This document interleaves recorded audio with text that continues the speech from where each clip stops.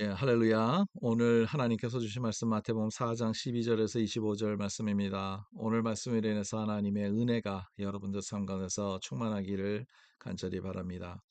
예수님께서 40일 동안 금식하신 후에 이제 거기에서 사탄의 시험을 받았는데 모든 시험을 물리치시고 이기셨죠.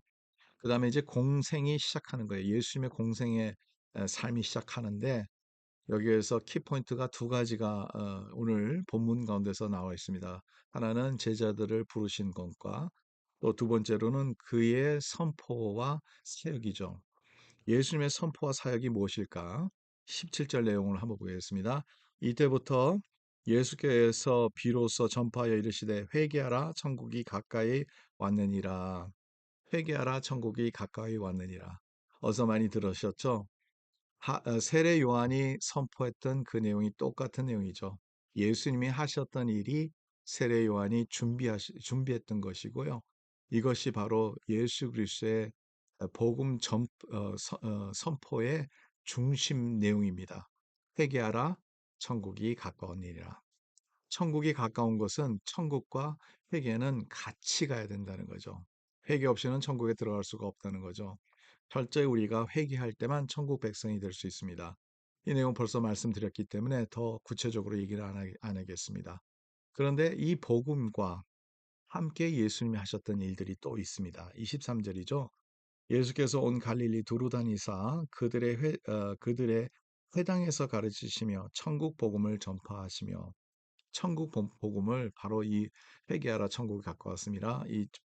전파하시고 백성 중에 모든 병과 모든 약한 것을 고치시니. 그래서 이제 예수님의 사역이 바로 그겁니다. 복음을 전하는 것과 말씀을 가르치는 것과 또 병든 자들을 고쳐 주시는 것과 연약한 자들과 함께 하시는 것과 예, 이게 바로 예수님이 하셨던 사역입니다. 그래서 우리도 그 사역에 우리가 동참하는 저와 여러분 되시기 간절히 바랍니다. 그래서 오늘도 우리는 외쳐야 됩니다. 세상에 나가서 외쳐야 돼요. 회개하라, 천국이 가까웠습니다. 천국에 대해서 우리가 좀 복음을 전하는데 회개하라는 좀 하기가 좀 어렵지만 바로 그 내용이라는 거죠. 내용만큼은 여러분 우리가 신실하게 지켜가야 된다는 거죠. 회개해야지만 천국에 들어갈 수 있다는 거죠. 두 번째는 오늘 말씀 가운데서 제자들을 부르시는 그 장면이 나와요. 어, 갈릴리 해변에 다니시다가 두 형제 곧 베드로라 하는 시몬과 그의 형제 안드레가 바다에 금을 던지는 것을 보시니 그들은 어부라. 그다음에 19절입니다. 말씀하시되 나를 따라오라. 내가 너희를 사람을 낚는 어부가 되게 하리라 하시니 그들이 곧 그물을 버려두고 예수를 따르니라. 여기에서 베드로와 안드레가 예수님이 나를 따라오라고 하니까 그들이 다 그물을 거기다 내버려 두고 예수님을 따라갔다는 거죠. 누가복음 5장에 보면 이 똑같은 장면이 나오는데 조금 더 디테일하게 누가는 좀 의사 선생님이신데 상당히 디테일하게 얘기를 하죠. 그래서 조금 더 애드된 게 있는데 그건 나중에 보시고요. 여기에서 중요한 포인트는 뭐냐면 나를 따라오라 하니까 그것을 다 내버려 두고 예수를 따라갔다는 거죠. 여러분 한번 보세요. 누가 나를 따라오라 그러면 우리가 따라갑니까? 그게 쉽지가 않죠. 근데 예수님을 만났을 때, 예수님의 그 말씀을 들었을 때, 예수님이 하시는 그 일을 봤을 때, 우리는 예수님을 알게 되고, 예수님을 알게 되면 우리는 따르게 된다는 거죠. 우리가 세상적으로 생각하면 계산할 게 많아죠. 예수님을 따르는 게 나에게 이익이 될까, 안 될까, 이런 생각하죠. 근데 그게 아니라는 거죠. 예수님을 다 내버려두고 따라갈 만한 치가 있었다는 것이고 거기에 성령의 역사가 있었다는 거죠. 두 번째로는 21절에 보면 거기서 더 나가시다가 다른 두 형제 곧 세베대 아들 야고보와 그의 형제 요한이 그의 아버지 세베대와 함께 배에서 그물을 깁는 것을 보시고 부르시니 이제 또 조금 더 나가니까 야고보와 요한이라는 형제도 세베대의 두 아들이 있었어요. 그리고 세베대도 거기 배에 같이 있었습니다. 보세요. 22절. 그들이 곧 배와 아버지를 버려두고 예수를 따르니라. 예수님이 부르시니까 그들이 배와 아버지를 버려두는 것은 부모를 버려두라는 그런 뜻이 아니라 이제는 아버지 세상 일을 접어드리고 이 배에서 어부의 그 일을 접어드리고 예수님을 사람을 낚는 그 어부가 되기 위해서 예수님을 따라갔다는 거죠. 여기에서 공통점이 있죠.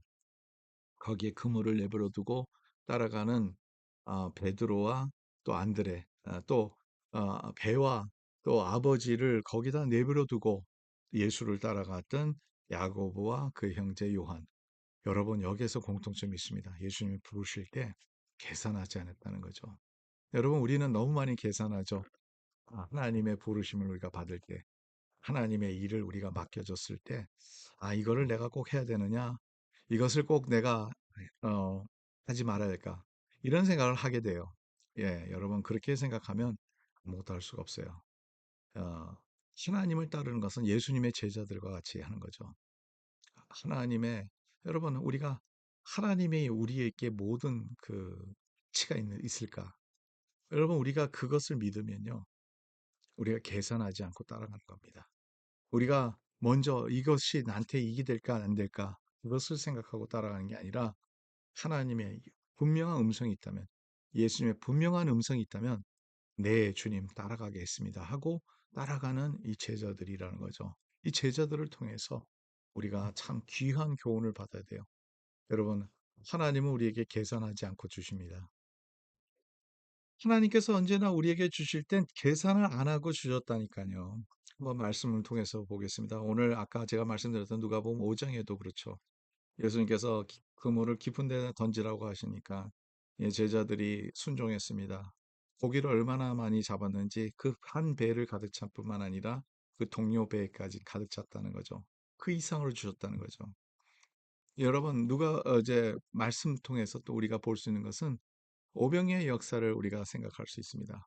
오병이의 역사는 물고기 두 마리와 떡 다섯 개를 통해서 많은 무리를 먹이셨죠. 그때도 하나님께서 얼마나 많이 주셨냐면 그것이 남았다는 거예요. 남았는데 12바구니나 남았다는 거죠. 하나님께서는 계산하지 않고 우리에게 주십니다. 그러면 우리는 주님의 부르심에 따라서 계산하고 있어야 되겠냐는 거죠. 오늘도 주의 말씀을 붙잡고 끝까지 따라가는 주의 백성들이 되기를 간절히 바랍니다. 하나님 감사합니다. 주님께서 저희들을 부르셨을 때 얼마나 계산을 안 하시면 우리를 너무 아끼셔서 독생자 예수 그리스도까지 하나님께서 주셨는데 하나님 저희들 이러한 마음으로 이러한 스피릿으로 주님을 따르기를 원합니다. 주님이 부르시면 내 주님, 주님의 그 부르심이 확실하면 내 주님 따라가겠습니다 하고 주님 앞에 가는 저희들의 삶이 될 수 있도록 도와주시옵소서. 예수 그리스도의 이름으로 기도드립니다. 아멘. 예, 오늘도 주님과 함께하는 하루가 되기를 간절히 바랍니다.